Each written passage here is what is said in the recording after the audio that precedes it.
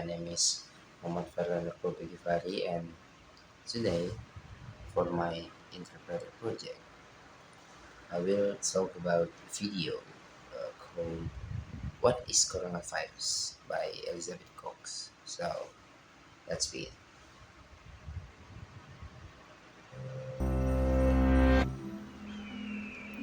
For almost a decade, scientists chased the source of a deadly new virus through China's tallest mountains and most isolated caverns. Jadi selama hampir satu dekade, para ilmuwan memburu sumber virus baru yang mematikan melalui gunung-gunung tertinggi dan gua-gua yang terisolasi di China. They finally found it here, in the bats of Shitao Cave. Mereka akhirnya menemukannya di sebuah gua bernama Gua Shitao pada kelelawar. The virus in question was a coronavirus that caused an epidemic of severe acute respiratory syndrome, or SARS, in 2003. Virus yang dimaksud adalah virus corona yang menyebabkan epidemi sindrom pernapasan akut parah atau SARS pada tahun 2003. Coronaviruses are a group of viruses covered in little protein spikes that look like a crown, or corona in Latin. Coronavirus, virus corona adalah sekelompok virus yang diselimuti duri-duri atau paku-paku protein kecil yang terlihat seperti mahkota, atau dalam bahasa Latinnya itu disebutnya corona. Hundreds of known coronaviruses. 7 of them infect humans and can cause disease. Ada ratusan virus corona yang telah diketahui, dan 7 diantaranya menginfeksi manusia dan dapat menyebabkan penyakit. The coronavirus SARS-CoV causes SARS, MERS-CoV causes MERS, and SARS-CoV-2 causes the disease COVID-19. Virus corona SARS-CoV menyebabkan SARS, MERS-CoV menyebabkan MERS, dan SARS-CoV-2 menyebabkan penyakit COVID-19. Of the 7 human coronaviruses, 4 cause colds, mild, highly contagious infections of the nose and throat. Dari 7 virus corona pada manusia, 4 diantaranya menyebabkan batuk, pilek, yaitu infeksi hidung dan tenggorokan yang ringan namun sangat menular. 2 infect the lungs and cause much more severe illnesses. The 7th, which causes COVID-19, has features of each. 2 diantaranya bisa menginfeksi paru-paru dan menyebabkan penyakit yang jauh lebih parah. Yang ketujuh, yang menyebabkan COVID-19 memiliki ciri-ciri dari keduanya. It spreads easily, but can severely impact the lungs. When an infected person coughs, droplets containing the virus spray out. Virus ini menyebar dengan mudah, tetapi the virus can infect a new person when the droplets enter their nose or mouth. virus ini menyebar dengan mudah, tapi dapat berdampak parah pada paru-paru. Ketika orang yang terinfeksi batuk, percikan cairan atau droplet yang mengandung virus akan menyembur keluar. Nah, virus tersebut dapat menginfeksi orang baru ketika percikan cairan tersebut masuk ke dalam hidung atau mulut mereka. Coronaviruses transmit best in enclosed spaces where people are close together. Cold weather keeps their delicate casing from drying out, enabling the virus to survive for longer between hosts, while UV exposure from sunlight may damage it. Virus corona menular paling baik di ruang tertutup di mana orang-orang saling berdekatan. Terus cuaca dingin bisa menjaga selubung rapuhnya agar tidak mengering, sehingga virus dapat bertahan hidup lebih lama di antara inang, sementara paparan sinar UV dari matahari itu bisa merusaknya. These seasonal variations matter more for established viruses, but because no one is yet immune to a new virus, it has so many potential hosts that it doesn't need ideal conditions to spread. Variasi musim ini lebih berpengaruh pada virus-virus yang sudah lama ada. Namun karena belum ada orang yang kebal terhadap virus baru, virus ini memiliki begitu banyak inang potensial sehingga tidak membutuhkan kondisi ideal untuk menyebar.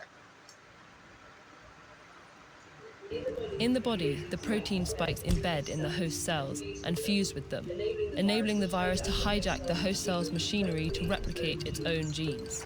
Di dalam tubuh, duri-duri atau paku protein tersebut menancap pada sel inang dan melebur dengannya, memungkinkan virus untuk membajak sistem sel inang demi menggandakan atau mereplikasi gennya sendiri. Coronaviruses store their genes on RNA. All viruses are either RNA viruses or DNA viruses. Virus corona menyimpan gen mereka pada RNA. Semua virus dikategorikan sebagai virus RNA atau virus DNA. RNA viruses tend to be smaller, with fewer genes, meaning they infect many hosts and replicate quickly in those hosts. In general, RNA viruses don't have a proofreading mechanism, whereas DNA viruses do. Virus RNA cenderung lebih kecil dengan gen yang lebih sedikit, yang berarti mereka menginfeksi banyak inang dan bereplikasi dengan cepat di dalam inang tersebut. Secara umum, virus RNA tidak memiliki mekanisme perbaikan kesalahan cetak atau proofreading, sedangkan virus DNA memilikinya.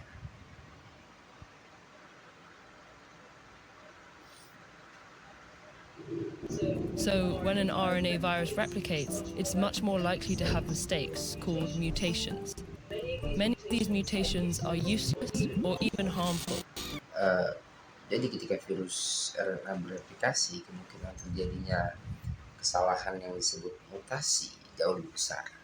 Banyak dari mutasi ini yang tidak berguna atau bahkan membahayakan virus itu sendiri. But some make the virus better suited for certain environments, like a new host species. Epidemics often occur when a virus jumps from animals to humans. Namun beberapa mutasi membuat virus lebih cocok untuk lingkungan tertentu, seperti spesies inang yang baru.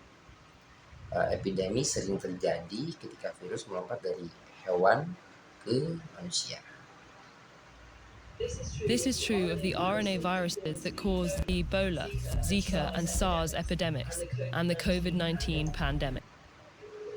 Hal ini berlaku bagi virus RNA yang menyebabkan epidemi Ebola, Zika, dan SARS serta pandemi COVID-19. Once in humans, the virus still mutates, usually not enough to create a new virus, but enough to create variations or strains of the original one. Jadi setelah berada di dalam tubuh manusia, virus tersebut tetap bermutasi. Biasanya tidak sampai menciptakan virus baru, melainkan cukup untuk menciptakan variasi atau varian strain dari virus aslinya. Coronaviruses have a few key differences from most RNA viruses. They're some of the largest, meaning they have the most genes.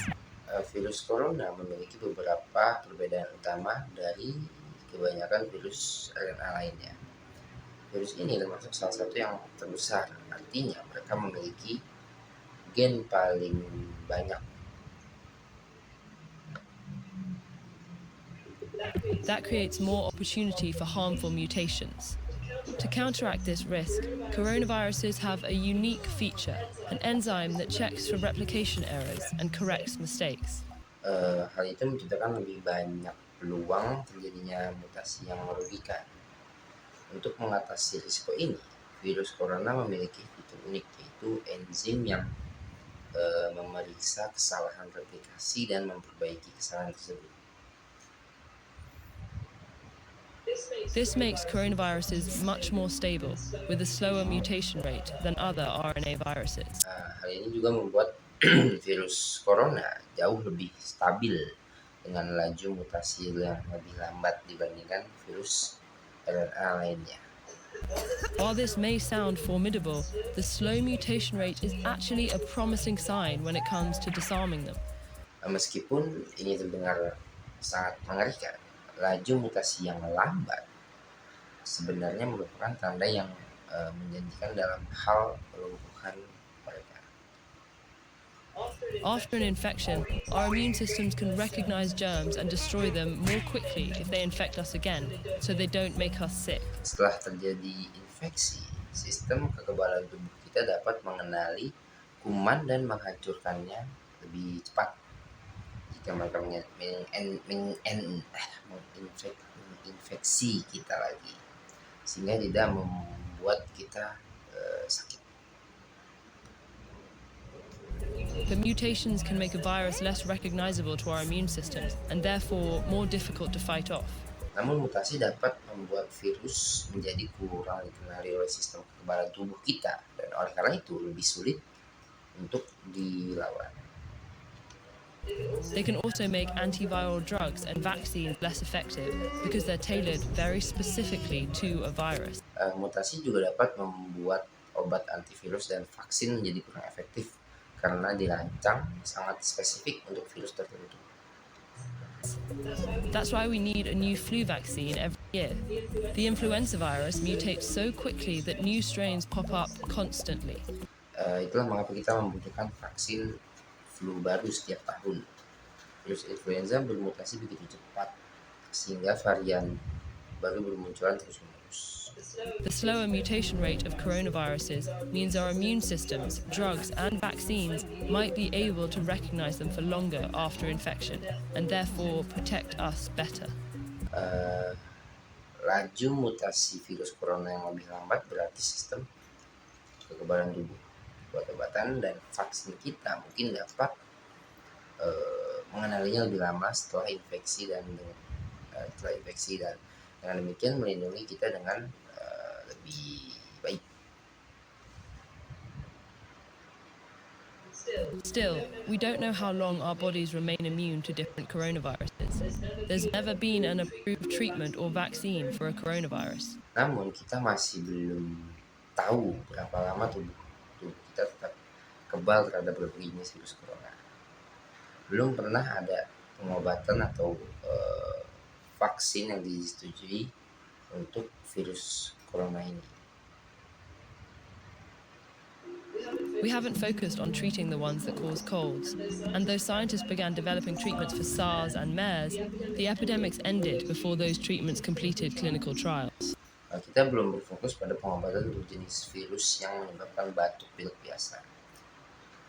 Dan meskipun para ilmuwan mulai mengembangkan pengobatan untuk SARS dan MERS, epidemi tersebut berakhir sebelum pengobatan itu menyelesaikan uji klinis.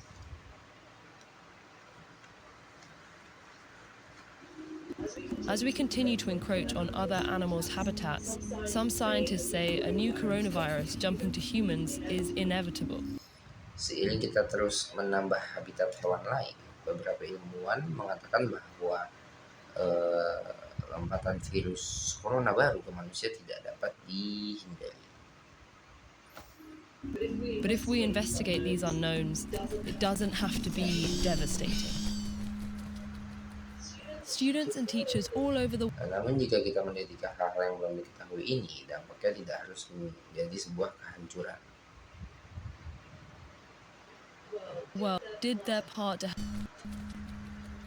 Students and teachers all over the world did their part to help slow the spread of COVID-19 by staying home. Para siswa dan guru di seluruh dunia melakukan bagian mereka untuk membantu memperlambat penyebaran COVID-19 dengan tetap tinggal di rumah. Gitu.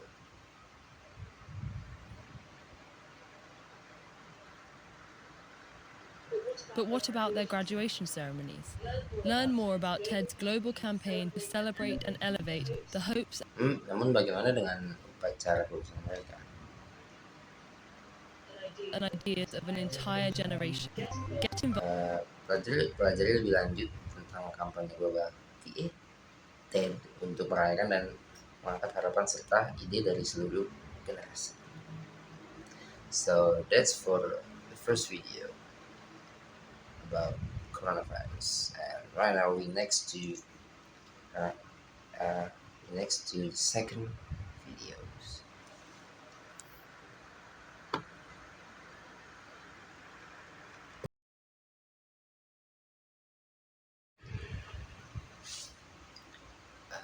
Hello. Right now we move to second video. It's called what you didn't know about language barrier by Roxanne Pomeranz. So let's begin.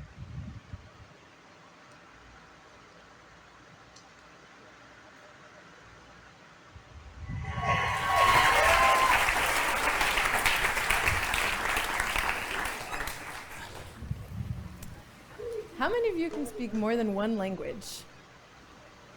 Now keep your hands up if you can speak more than two. And how about three? Berapa banyak dari Anda yang bisa berbicara lebih dari satu bahasa? Tetap angkat tangan Anda jika Anda bisa berbicara lebih dari 2 bahasa. Dan bagaimana kalau 3 bahasa? Hey, very impressive. Keren. But did you know that you actually could have easily learned 25 languages? Namun, tahukah kalau kita kalau kalian bisa dengan mudah mempelajari 25 bahasa? It's true. This is a natural human phenomenon that any normal child born anywhere in the world is capable of learning any language that he or she is exposed to. Ini adalah fenomena alami manusia. Anak normal manapun yang lahir di manapun di dunia ini mampu mempelajari bahasa apapun yang diperkenalkan kepadanya. And did you know that the languages that your child is exposed to before the age of 7, which is also known as the critical age period, are the only languages that he or she will be exposed to later in life? Dan tahukah kalian bahwa bahasa-bahasa yang diperkenalkan kepada anak kalian sebelum usia 7 tahun, yang juga dikenal sebagai periode usia kritis, adalah salah satunya bahasa yang akan melekat secara alami dalam hidupnya nanti. Leonard Bloomfield said, "The acquisition of a language is doubtless the greatest intellectual feat that any one of us is ever required to perform." Leonard Bloomfield mengatakan pemerolehan suatu bahasa tanpa diragukan lagi merupakan pencapaian intelektual terbesar yang pernah dituntut untuk dilakukan oleh siapapun di antara kita. So I asked myself and some others in the overseas student program here, why do we learn languages? At first, we all learn language because we have to. Jadi saya bertanya pada diri sendiri dan beberapa orang lain dalam program mahasiswa luar negeri di sini, mengapa kita mempelajari bahasa? Pada awalnya kita semua mempelajari bahasa karena kita harus melakukannya. As humans, we're designed to learn language just like we're designed to walk. Sebagai manusia, kita dirancang untuk mempelajari bahasa sama seperti kita dirancang untuk belajar jalan. There's simply no preventing it. But then there's some of us who actually do it for fun. We go through the struggle, we put in the effort, feeling wrong all the time. Sama sekali tidak ada cara untuk mencegahnya. Tapi kemudian ada beberapa dari kita yang benar-benar melakukannya untuk bersenang-senang. Kita melewati struggle, perjuangan kita mengadakan upaya merasa selalu salah sepanjang waktu. We love it because the rewards are so Dan great. kita menyukainya karena hasilnya sangat sangat sepadan. It's awesome to speak another language, to carry it with you everywhere you go, to travel and communicate with people in their native language makes conversation so much more personal, and you actually get to enjoy more out of life because it gives you the opportunity to understand more music and movies and games from around the world. So I want to ask you another question. Sangat luar biasa bisa berbicara bahasa lain, membawanya ke kemanapun kalian pergi, berpergian dan berkomunikasi dengan orang-orang dalam bahasa asli mereka, membuat percakapan menjadi jauh lebih pribadi, dan kalian benar-benar bisa lebih menikmati hidup karena hal itu memberi kalian kesempatan untuk memahami lebih banyak musik, film, dan game dari seluruh dunia. Question. I want games from around the world. So I want to ask you another question. I want you all to think about this. Jadi saya ingin mengajukan pertanyaan lain kepada kalian, dan saya ingin kalian semua memikirkan hal ini. If we started taking advantage of the amazing ability that children have to learn languages and the plethora of free language learning tools we have on our devices today, could we, by reducing language barriers, reduce other barriers in society? Jika kita mulai memanfaatkan kemampuan luar biasa yang dimiliki anak-anak untuk belajar bahasa dan banyaknya alat bantu belajar bahasa gratis yang kita miliki di perangkat kita saat ini, bisakah kita dengan mengurangi hambatan bahasa, mengurangi hambatan lain dalam masyarakat? Which begs me to ask another question. What exactly are language barriers and what do they do? Yang membuat saya harus mengajukan pertanyaan lainnya.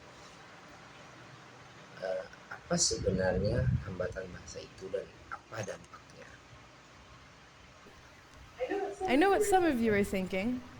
You're at the dinner table, and you're between your mother, who's Russian, and your beautiful American girlfriend. And you're having a moment of realization that you've just hired yourself out as a translator.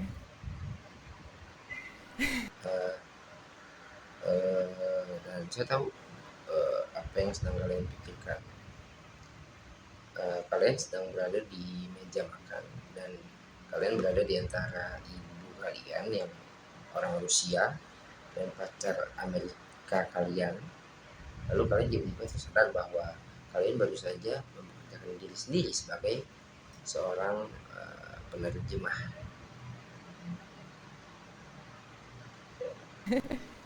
So you have to spend the whole evening hearing everything 3 times.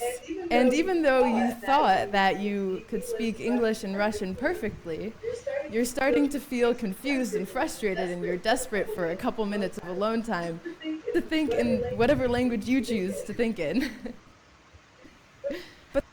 Jadi kalian harus menghabiskan sepanjang malam mendengar semuanya 3 kali, dan meskipun kalian mengira bisa berbicara bahasa Inggris dan bisa dengan sempurna, kalian mulai merasa bingung serta frustrasi, dan kalian sangat mendambakan waktu sendiri beberapa menit hanya untuk berpikir dalam bahasa apapun yang ingin kalian gunakan untuk berpikir.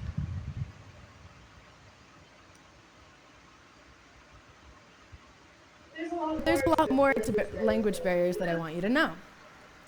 Have you ever heard of linguistic relativity? Tapi ada lebih banyak hal tentang hambatan bahasa yang ingin saya beritahu kepada kalian. Pernahkah kalian mendengar tentang relativitas linguistik?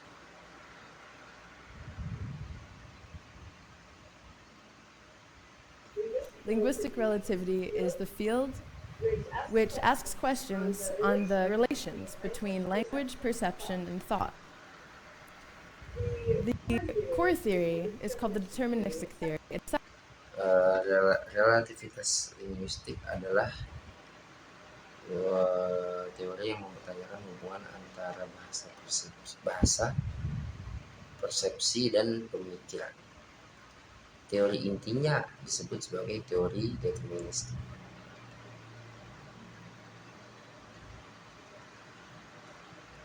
Scientifically proven, and it states that the language you speak shapes the way you think and influences your behavior. Teori ini terbukti secara ilmiah dan menyatakan bahwa bahasa yang kalian gunakan membentuk cara kalian berpikir dan mempengaruhi perilaku kalian. The fathers of linguistic relativity, Benjamin Ward and Edward Sapir, also state that if a word doesn't exist in your language, you won't know the concept. Bapak relativitas linguistik yaitu Benjamin Wolf dan Edward Sapir juga menyatakan bahwa jika suatu kata tidak ada dalam bahasa kalian tidak akan mengetahui konsep tersebut. Now, I think that those guys can be a little extreme in their theories. Saya rasa pemikiran mereka agak terlalu ekstrim dalam teori-teorinya. I think rather that if a word doesn't exist in your language, you're a lot less likely to identify with that concept. Menurut saya, lebih tepatnya jika suatu kata tidak ada dalam bahasa kalian akan jauh lebih sulit untuk mengidentifikasi diri dengan konsep tersebut. One of my friends here in Israel, a native German speaker, told me a story once of how the English language changed the way that she thought about love. Salah satu teman saya di sini di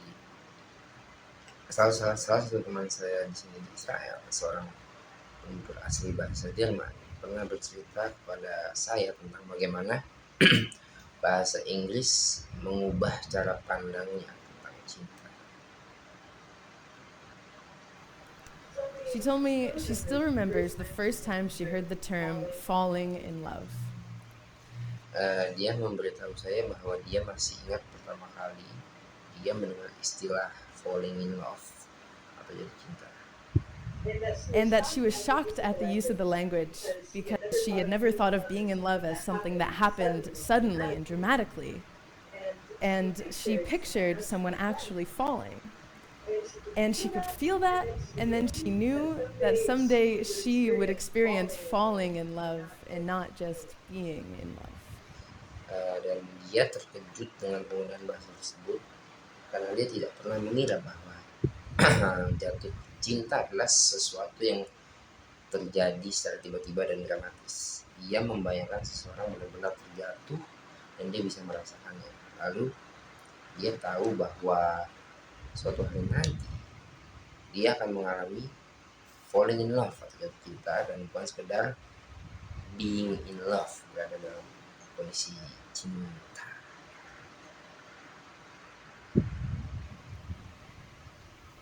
Also, in body language, we find interesting differences among languages.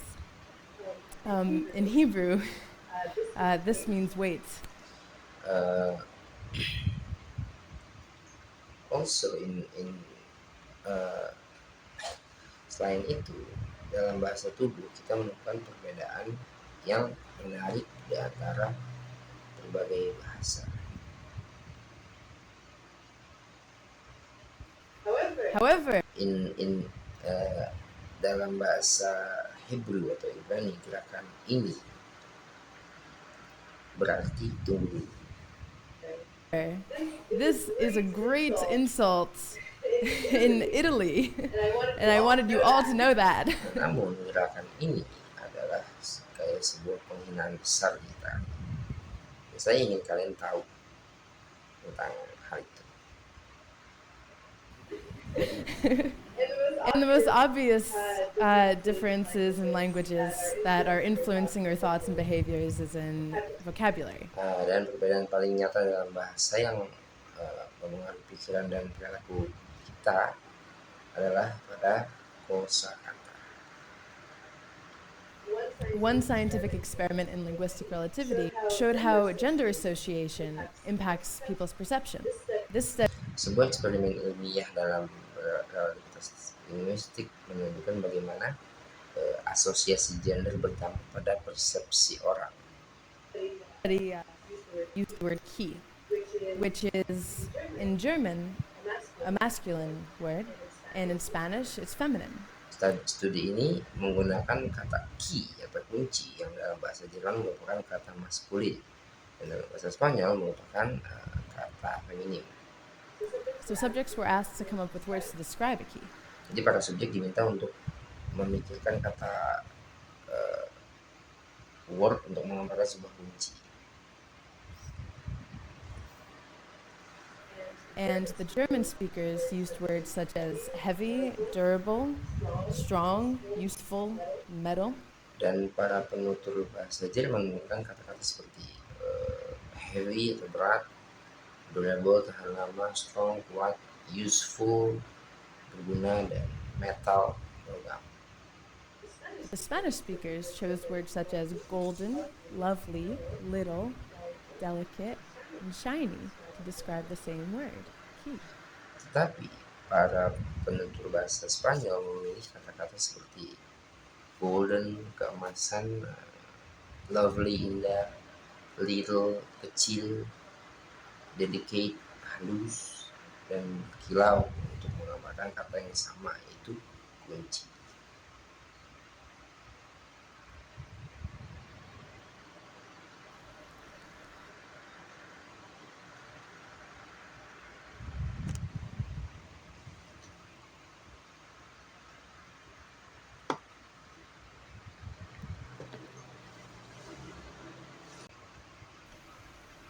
Another interesting difference we find among languages is in the perception of correctness. Perbedaan menarik lainnya yang kita temukan di antara bahasa-bahasa adalah dalam berpikir tentang kebenaran atau tata bahasa. I read in a study by John Myhill at University of Haifa that correctness in present-day English and most European languages is based on prestige. Saya membaca dalam sebuah studi oleh John Myhill di Universitas Haifa bahwa kebenaran dalam bahasa Inggris modern dan sebagian besar bahasa Eropa didasarkan pada prestis atau gengsi.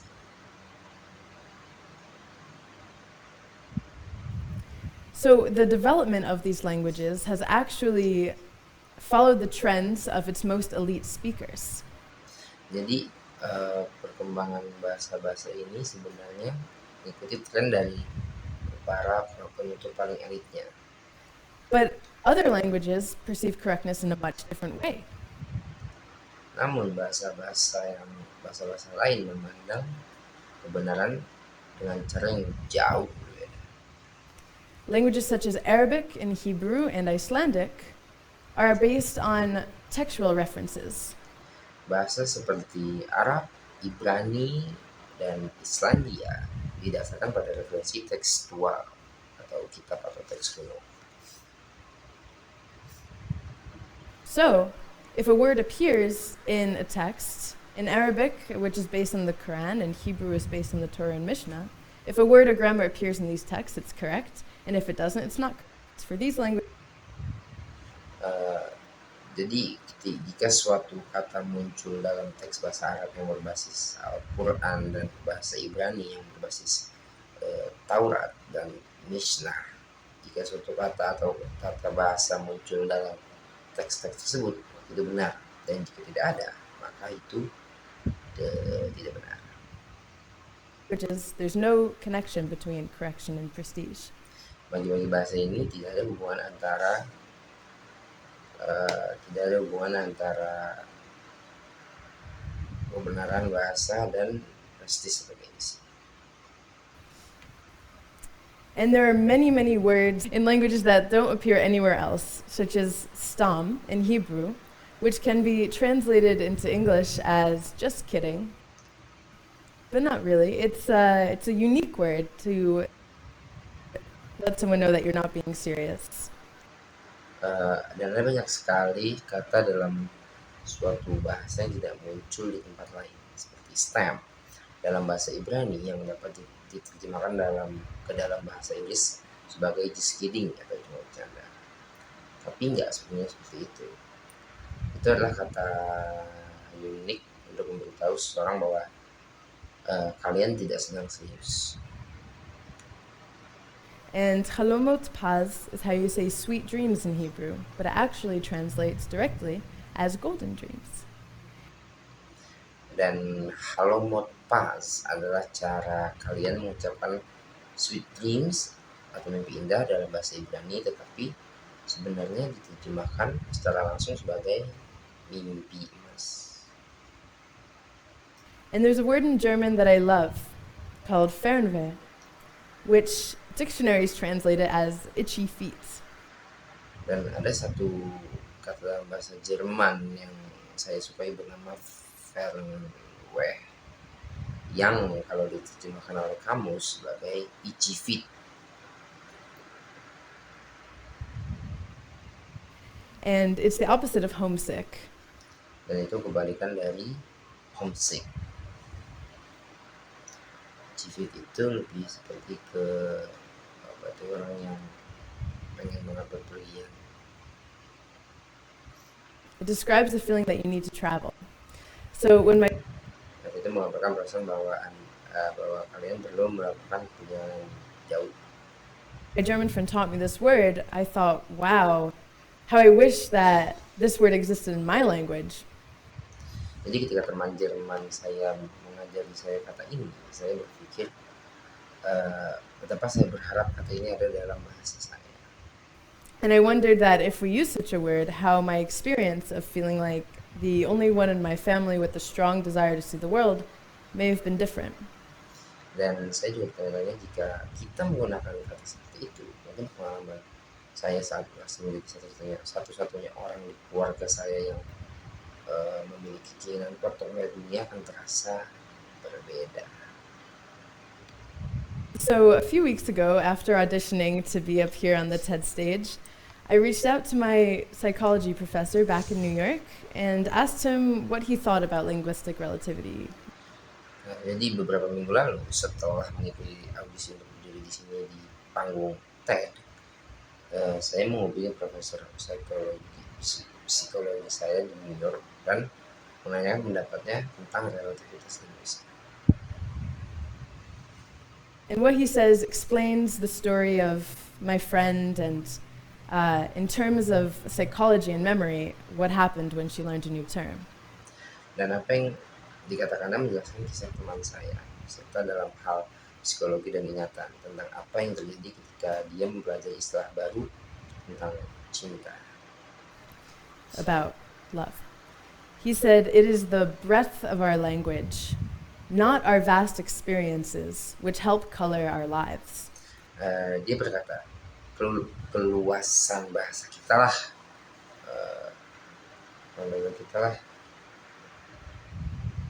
bukan. Dia berkata, keluasan bahasa kita lah, bukan pengalaman kita yang luas yang mampu mewarnai hidup kita. That is in memory. Dan itu ada di memori, dalam ingatan. The language labels that we assign events and experiences shape, indeed, limit the way that we can remember them. Label bahasa yang kita sematkan pada peristiwa dan pengalaman membentuk bahkan membatasi cara kita mengingatnya. For example, if the only positive emotion word we knew was happy, all positive memories are labeled as happy memories. Sebagai contoh, jika satu-satunya kata emosi positif yang kita ketahui adalah happy atau bahagia, maka semua ingatan positif akan diberi label sebagai ingatan yang bahagia. And if they all fit in that happy bucket together, then their shared features, which make them labeled as happy, will be reinforced and at times amplified at the expense of their differences to allow for better access. Dan jika semuanya dimasukkan ke dalam wadah bahagia yang sama, maka kesamaan karakteristik mereka yang membuat mereka diberi label bahagia akan diperkuat dan terkadang diperbesar dengan mengorbankan perbedaan detailnya agar memori tersebut lebih mudah diakses. This is because your mind categorizes everything with language labels so that it can reach for your memories as quickly as possible. Ini karena pikiran kalian mengategorikan segala sesuatu dengan label bahasa agar dapat menjangkau ingatan kalian secepat mungkin.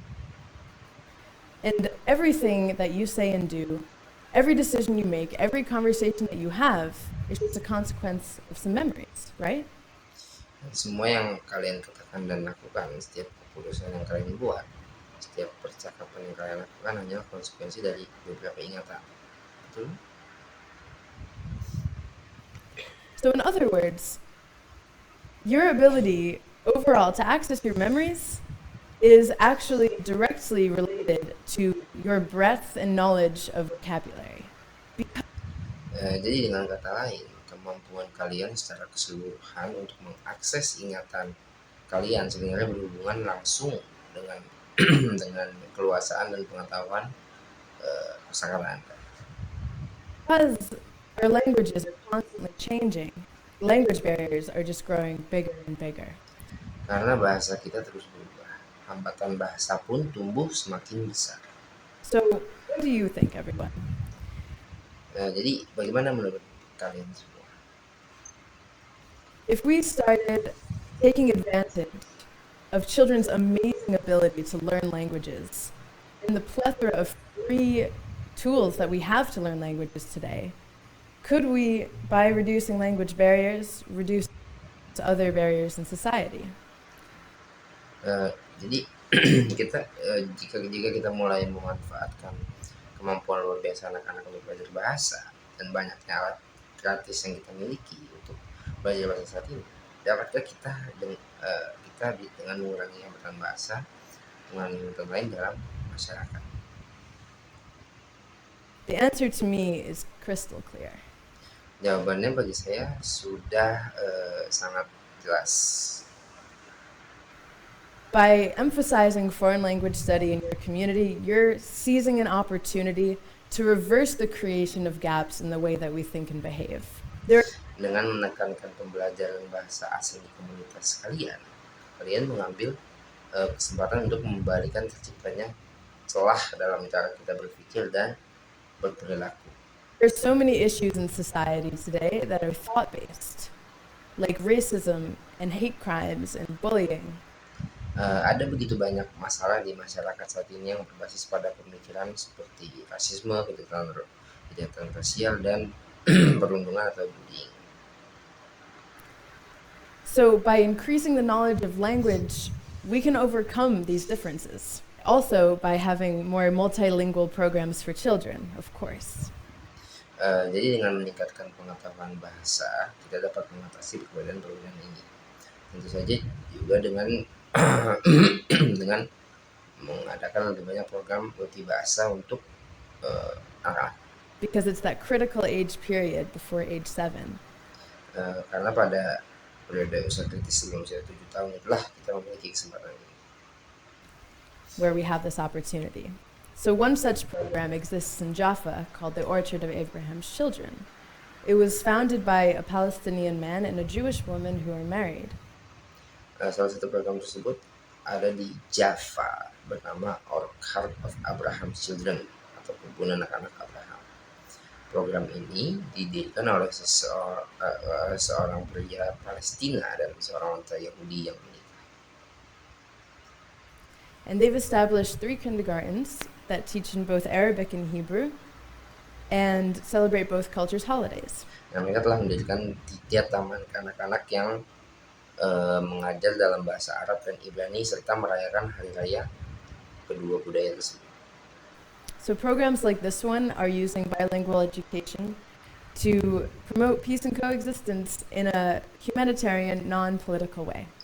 Jadi program-program seperti ini menggunakan pendidikan bahasa untuk mempromosikan perdamaian dan koeksistensi hidup berdampingan dengan cara yang humaniter dan non-politik.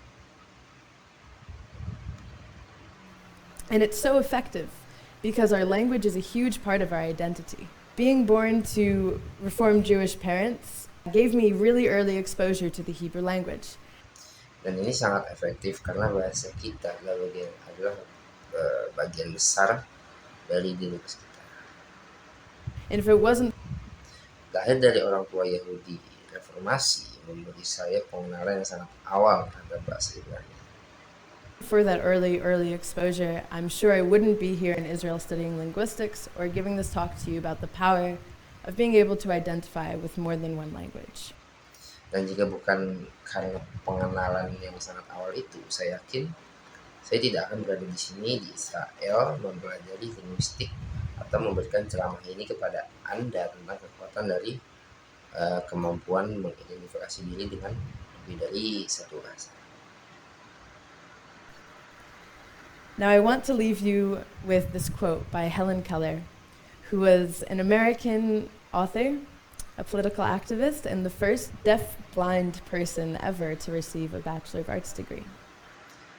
Sekarang saya ingin ingin memberi Anda kutipan dari Helen Keller yang merupakan seorang penulis Amerika, aktivis politik, dan orang tuli buta pertama yang pernah menerima gelar sarjana seni. Suddenly, I felt a misty consciousness as of something forgotten, and a thrill of returning thought. And somehow, the mystery of language was revealed to me. Everything had a name, and each name gave birth to a new thought. Thank you. Tiba-tiba saya merasakan kesadaran yang samar, seperti ada sesuatu yang terlupakan dan getaran pikiran yang kembali. Dan entah bagaimana misteri bahasa terungkap kepada saya. Segala sesuatu memiliki nama, dan setiap nama melahirkan pikiran yang baru. Terima kasih.